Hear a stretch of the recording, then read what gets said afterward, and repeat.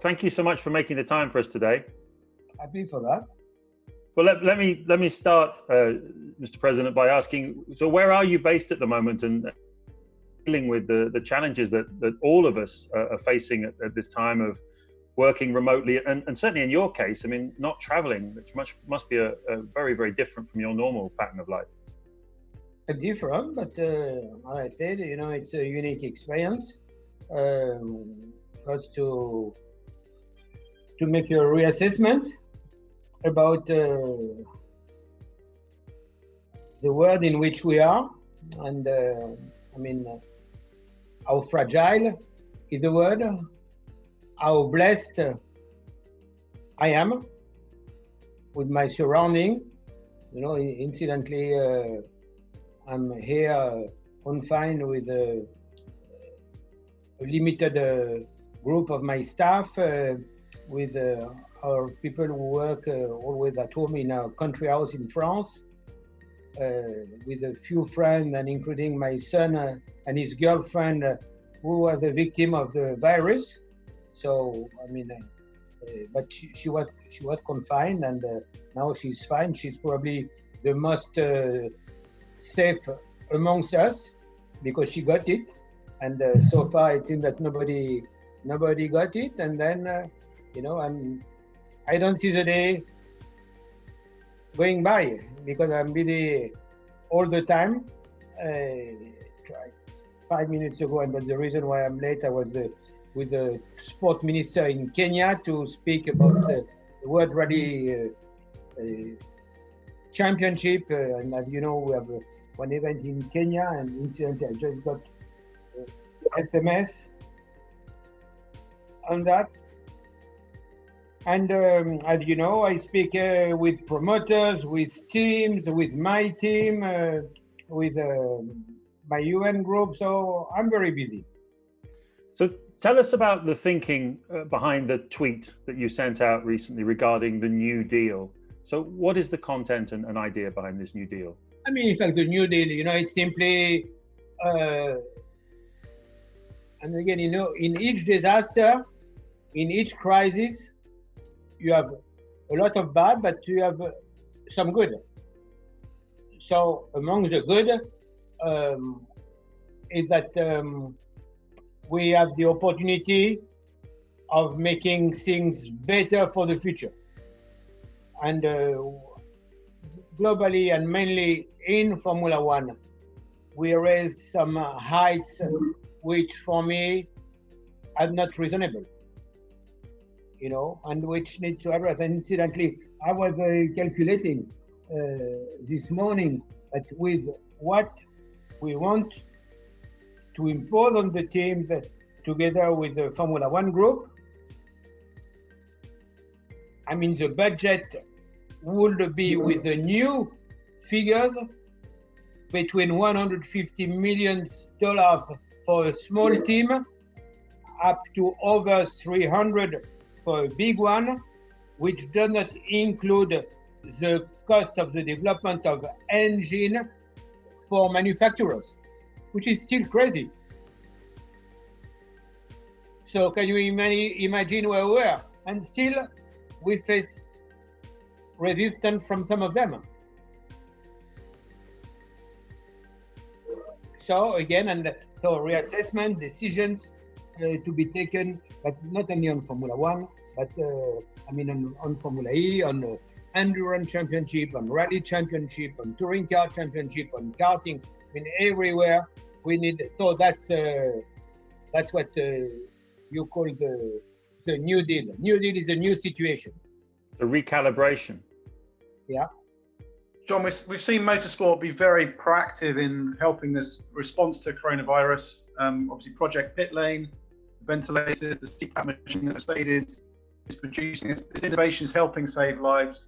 What does this say about the qualities of motorsport companies and their value to the wider world? So I would say, it's time of solidarity. And incidentally, and that's also part of my discussion, I was mentioning about the Brain and Spinal Cord Institute. Every day I speak with Professor Gérard Saillant, with, as you know, also the president of the medical commission, and in FIA we have installed what you would call a crisis team. They meet by video every 2 days to follow the evolution. And among the topic is, how we can participate now and later, because it will be some sequels when the thing is over. So we need to see what will be. We are talking about New Deal, but how can we make things to help after the crisis, and also to take into consideration the crisis, and probably to create harmony between international structure like IOC, FIFA, Athleticism Federation, FIM. So we UCI, see how all together we can come with some ideas, some program, and some support. And of course, involving also big organizations where, we have clubs in 150 countries, mobility and sporting club. How can we progress together with Red Cross, an organization of such, just to make sure that we do take into account what is just happening and which is changing the life for a lot of people. John, you just mentioned that the budgets of the big manufacturer teams of $300 million a year. There's resistance for them to accept a lower fee. But where do you see the manufacturers and their participation in F1 in the future? So, each manufacturer has his own policy. The number one thing we must make sure, because it's very easy, and I must confess I sympathize with that. I don't think that the priority number one now for a manufacturer is to secure continuity in motor racing. He will have a lot. I was just reading a UN report today on the SDG, which is planning 25 million people losing their job. So, in a way, that's why I do respect the problem of each company. But if a company is losing a few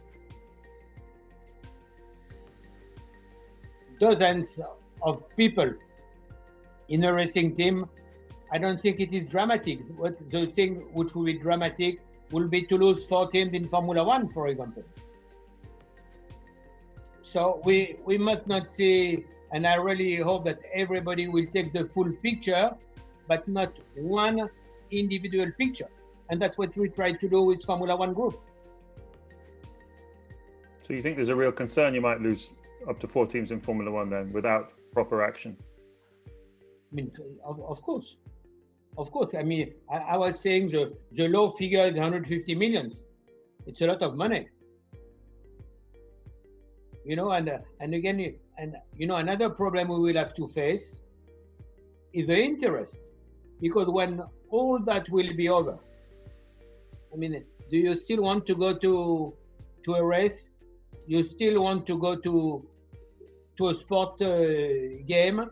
You still want to go to the theater? You still want to go to the restaurant, to the movie? So you will have to learn how to start again, because at the moment we are all confined. Depending where, who, how, it's something, that was your first question. You are okay. You are asking me if I was missing traveling. Honestly, I'm not missing traveling. It's different, but what will be my first thought when I'm again with my bags at the airport waiting to board? I will think differently. So clearly, all that is a lot on education, but I think on the good part, why we are disciplined, because I mean it's a lot of emotion and and people are scared. You know, I just was talking with a neighbor and I said, will you come and see me? I wanted to ask him. He said, but you want me to put my mask? You know, so I mean, he said, and myself, you know, I've never thought. I mean, why we have discipline? Because there is a strong guidance from government to be disciplined, and because we are scared of what could be the consequences. And if we will be disciplined like that, on the road, believe me, with my hat of road safety, which incidentally will be one positive effect, because I'm sure that the figures will drop drastically, like CO2 will drop drastically, emission, because it's a new life. So I really hope that when we start again, you know, it will be a new deal as well.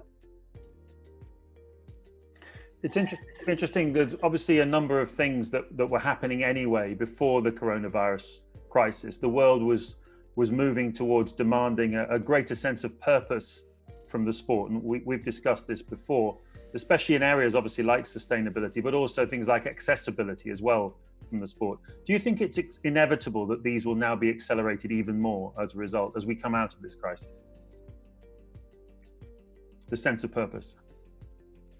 I mean, again, maybe some priorities will change, you know, and I mean, as we did, you know, if we take, I mean, simple things, and which are not strategic things, but we delayed most of the regulations for cost purpose, you know. So I mean, and we felt, but still we must not forget, you know, because for example, I mean, again, if we speak about Formula One, I mean, it has been a few push to say, okay, why don't we delay even behind 2022? You know, but we must not forget that the intention to change the rules in 2021 was to have less discrepancy between small and big teams, to have a better show, to have a better overtaking. So it was a clear and strong reasons why we wanted to change things. So it is clear now that there are some rationale to delay it, but still the initial intention was a good one. So, I mean, it's the same with, you know, Formula E. We have been delayed introducing those regulations, but all that is for cost purpose. But clearly, the logic, the rationale behind that is still valid. Motorsport's obviously very fragmented as well at the moment. There's, you know, lots of different sports, or lots of different categories.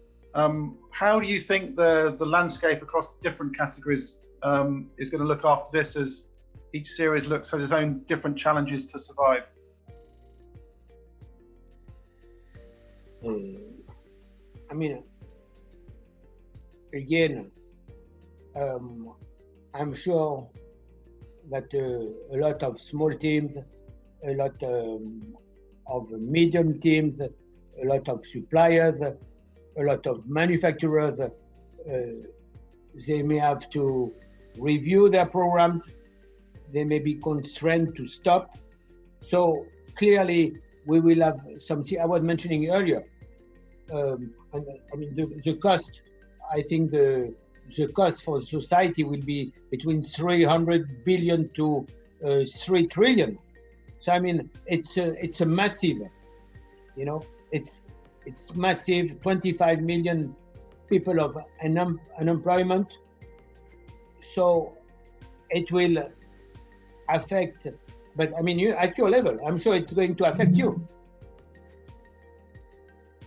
You know, so clearly all the world is today affected by the virus and will be affected. So here we will see, I mean, how you can be making the difference by acting properly for the restart. And that's the challenge. But do you think the levels of cost control will need to be much, much stricter than even people are thinking about now. We hear in Formula One the 150 million levels being talked about. But do you think realistically things need to be even tighter than that? The budgets have to come down dramatically for long-term survival? So, I mean, dramatically, honestly, from where we were, it's already dramatic. So maybe dramatic is not the proper word, but drastic, you know. So so that was again the intention, because I was mentioning earlier, we raise unacceptable situation too high, you know, and it's always a balance between doing something and thinking, is it worth doing it? So it was putting the sport at risk. That's why, I mean, the teams have understood that, including the biggest teams. So I would say, together with Formula One, we have been working very closely, hand in hand and positively, to address the situation with the support of the teams. Now, what is important is to see the level of the support. And of course, we have different voices between the small, medium, and big. So we need to convince the big ones that the step which was planned was not enough, which is done, and the step proposed is still not enough. That's why, and normally on Friday, we should make final decision, but again, we must do that with proper analysis, proper figures. It is important that, I mean, we get a very strong input, a very strong coordination, cooperation from all the stakeholders to do something professionally well done. You speak to a number of political figures. You're well informed from the medical contacts you have. Do you believe realistically it will be possible to hold a motor race in front of fans in 2020? I do believe so. I do believe. And honestly, I hope so. I hope so because, and again, we will need it. I was mentioning the enjoyment, the passion. So I think it's something which is needed, you know. But again, it has to be it has to be properly done. It has to be well balanced. Because I was saying earlier, you know, if today somebody will tell you, let's go to the restaurant, honestly, you don't feel like going to the restaurant. If it would have been 3 months ago, you will have jumped to go to the restaurant. So, I mean, your thoughts at the moment, your brain is different, your worry, your concern are different. So it will take some time, it will come back, you know, but I really hope that it will come back better. I will really hope that people will realize, and again, it starts to what we said, how fragile is human nature, that we don't have any reasons to be full of ourselves. You know, that we must be very humble, because, and you know, it's same, like, we are not affected. The big difference with this pandemic, each single citizen around the world will be affected.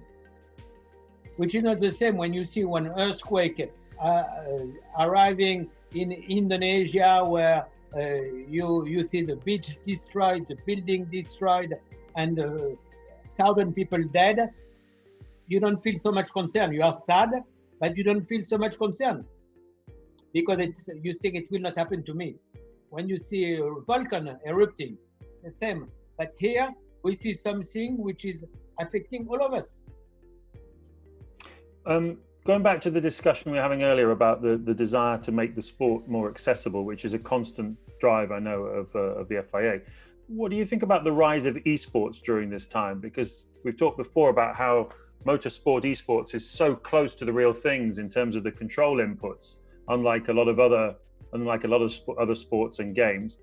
You must be pleased to have seen the amount of buy-in that there has been partly, I guess, for entertainment and a distraction, but also it's been a positive for motorsport esports, right? I must confess, I'm a bit, I'm very old.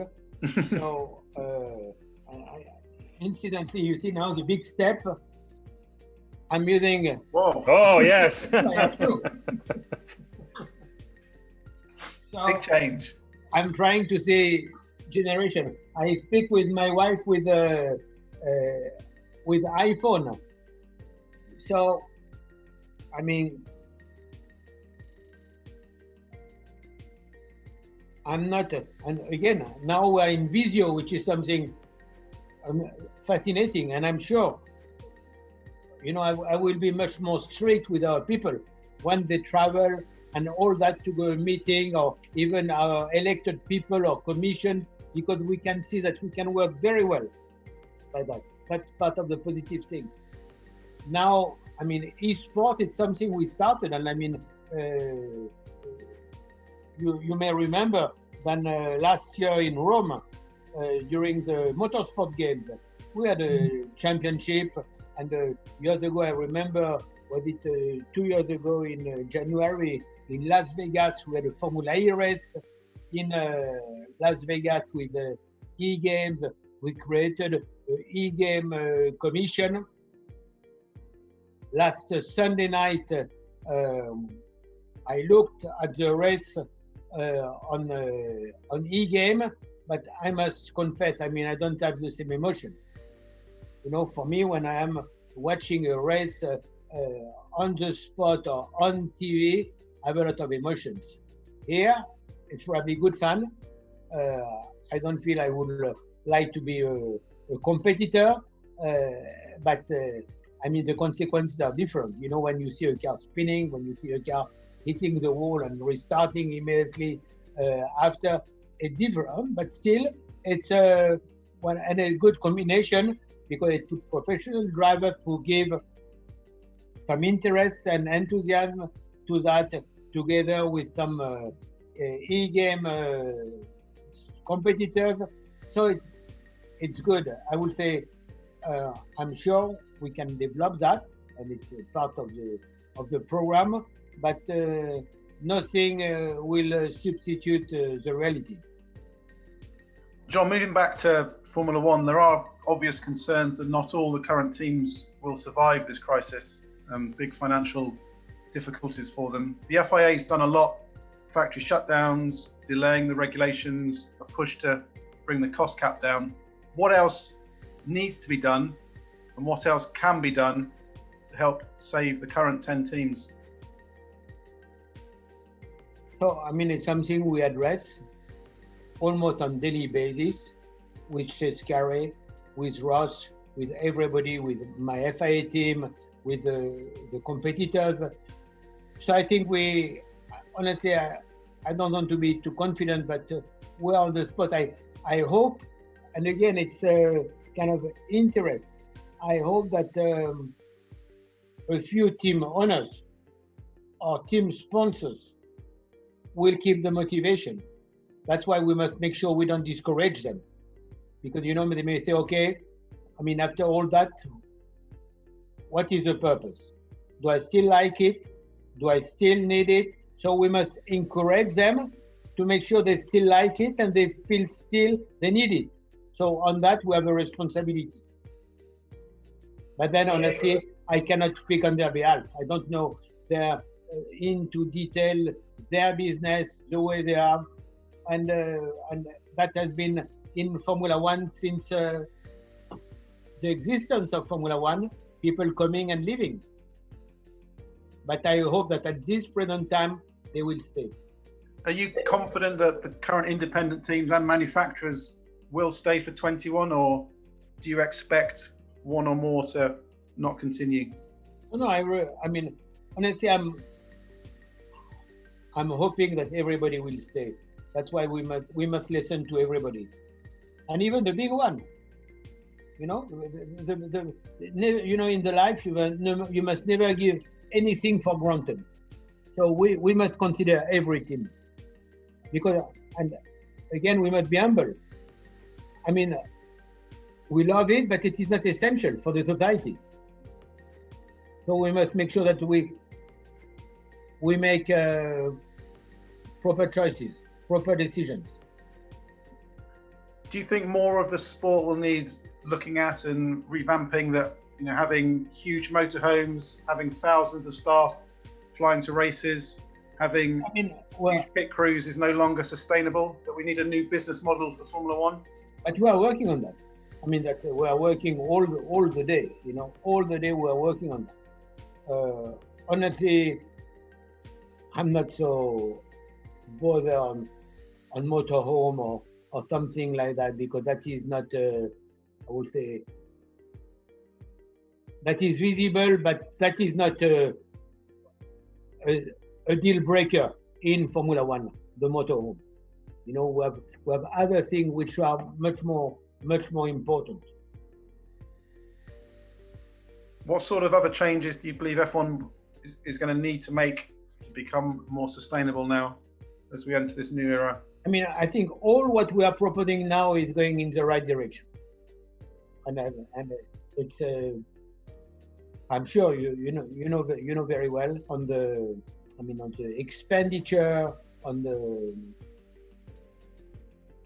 Mainly today, we need to address costs. We need to address the discrepancy between small, medium, and big. We need to be reasonable, and including the engine. Jean, Formula One's obviously not the only category that's being hit right now. As you were saying before, pretty much every aspect of society, every individual is touched by this, and it's the same across the board in motorsport. What other involvement is the FIA having at different levels? And do you feel that we're heading towards more consolidation, a less fragmented landscape going forward as a result of this? I mean, involvement. I mean, we have involvement all the championships, international, talking with all our national motorsport federation, because they all have issues to address in every part of the world. And of course, with the mobility part of the organization, we must be very, very close to our members. So, and we also must be very close to our staff. So, you know, if you are in crisis, it's the time to demonstrate authority and responsibility.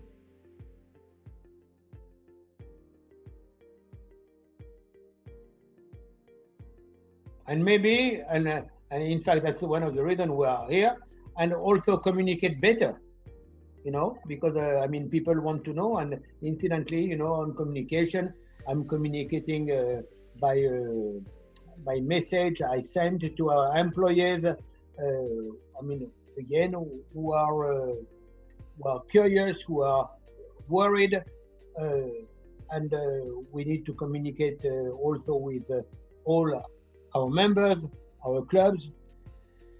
So it's very important that they see that there is a strong governance on top of the organization, and of course with the promoters, with the national promoters, with our global promoters. I mean, I think we have never been so close and so in contact that those last months. Do you think that's one of the sort of positive ironies of this situation, is that we've never been closer, and yet in terms of all the people we're communicating with it, and yet we are, and yet we are separate? It's also a good way of seeing it's a good opportunity to know better who is around you. So sometimes you have good surprise, sometimes you have bad surprise, but I mean, what I tell you, you see the same for you. You know, what I tell you, you have exactly the same problem, you face exactly the same things. Absolutely. It's also interesting to see what I would say it's a unique, tough, expensive human experience. Yeah. When racing does resume, what assurances are you going to ask from the organisers and commercial rights holders, so that we don't end up in a situation like Australia, where teams are travelling to events fans are going to events and we end up with no race. So I'm happy you speak about Australia, because I think Australia, I mean, the decision to go to Australia was the right one.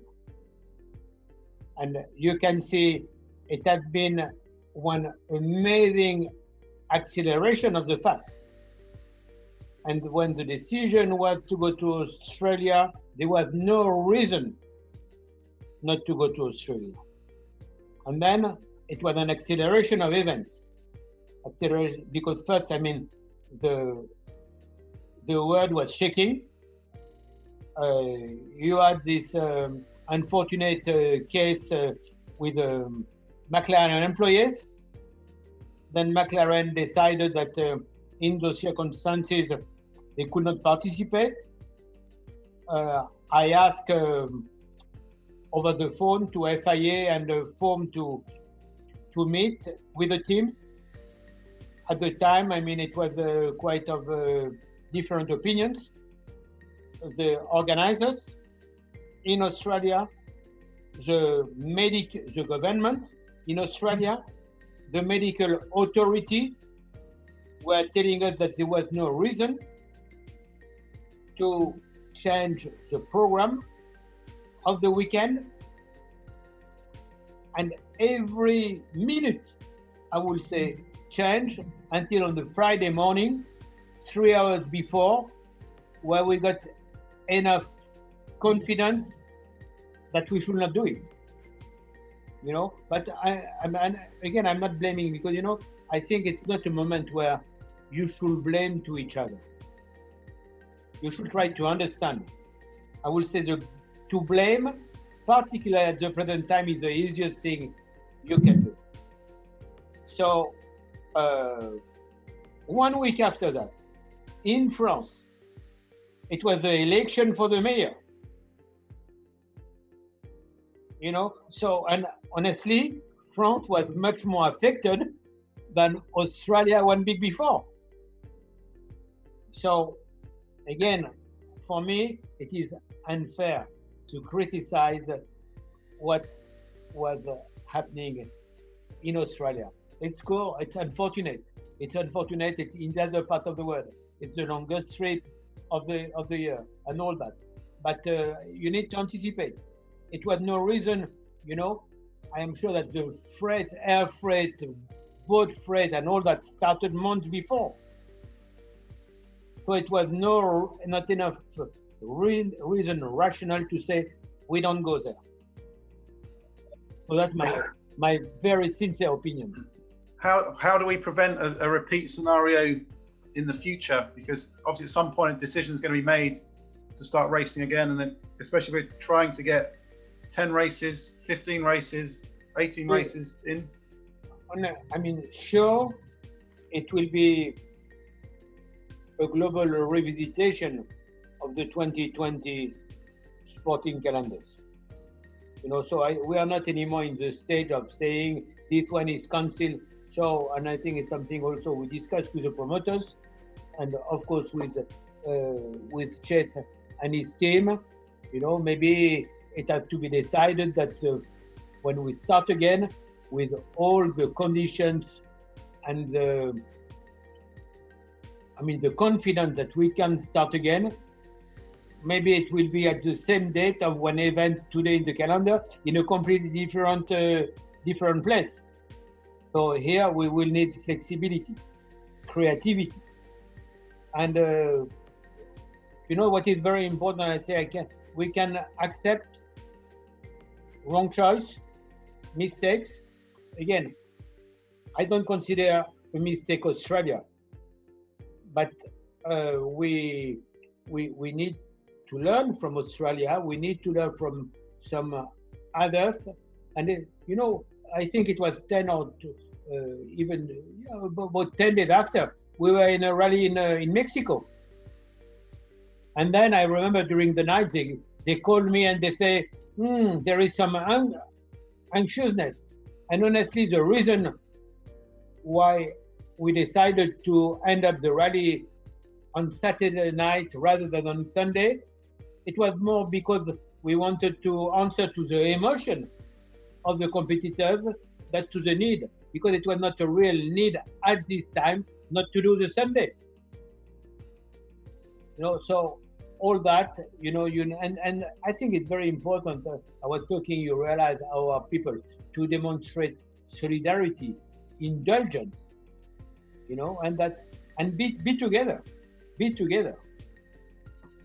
How many races do you think are realistic this year? Because 15 to 18 seems very optimistic, judging by the ongoing uncertainty in the world. I would say at the moment, all the organizations are closed. Some people are supposed to be on a holiday. It's what I say to my assistant: enjoy your holiday. But no, I'm kidding.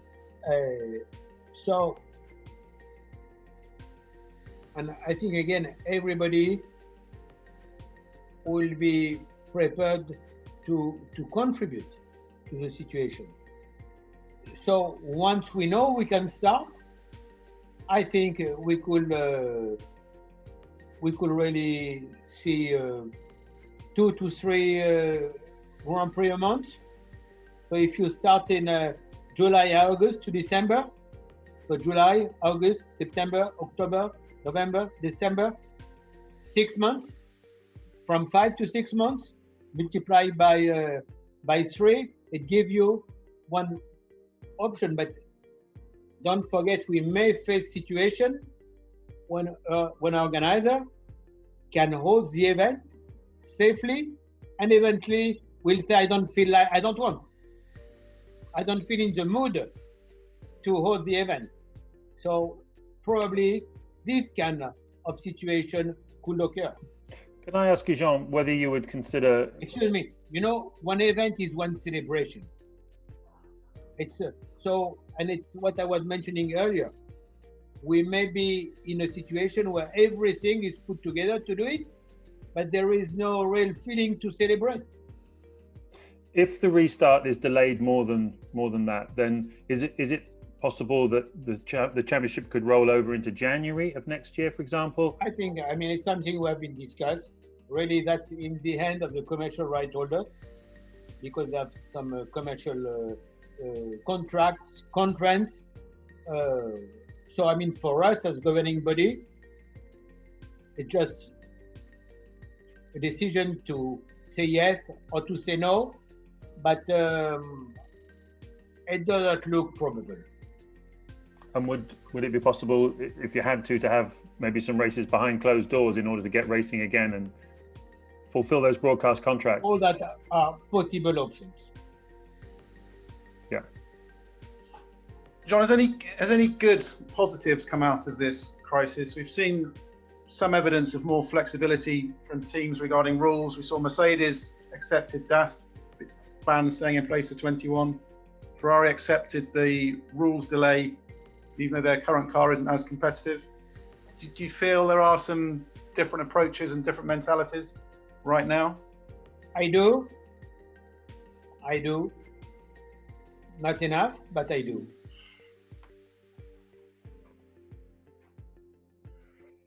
Final couple of questions, John, if I may. Obviously, coming back to the crisis that's going on around us, does it make you consider whether you should stay on past the current mandate beyond the end of 2021 to help steer motorsport through the new deal and the aftermath period? Are you reflecting? No, honestly, I quite love a lot of what I do. I'm blessed to still have the passion and the energy. All what I do, for me, is a kind of payback, because all what I do is as a volunteer. But we changed the status to limit the number of mandates. And I will not change, even if sometimes it's very much request, but I will not change the status to do more than the 3 mandates I hopefully will have been able to achieve. And finally, Jean, what's your message to all motorsport fans around the world at this difficult time? In a way, my message is what how we initiated. You know, first, I mean, I really wish the best to everybody. I hope that everybody will learn out of that. You know, we'll learn that we are fragile. We are fragile. That we must be humble. That there is strengths which are much, much higher than what we think we are. That in a way we are blessed. We are blessed, and you know that's why it's something we discussed already several times, more with you than with Jonathan. But that's why I'm so interested in other activities of my responsibility as president of the FIA and as UN Secretary General Special Envoy for Road Safety, because I see atrocities somewhere else, you know, and I really hope that we will learn out of it. Again, integrity, humility, and we will understand when we get out of that one of the reasons we got out of it, it's because we have been listening to the instructions from the government, because we have been scared also at personal level, because we did not know if it could happen to us or to people around us. And being cautious, we have allowed to get out of this horrible tunnel. And it's something to learn out of that.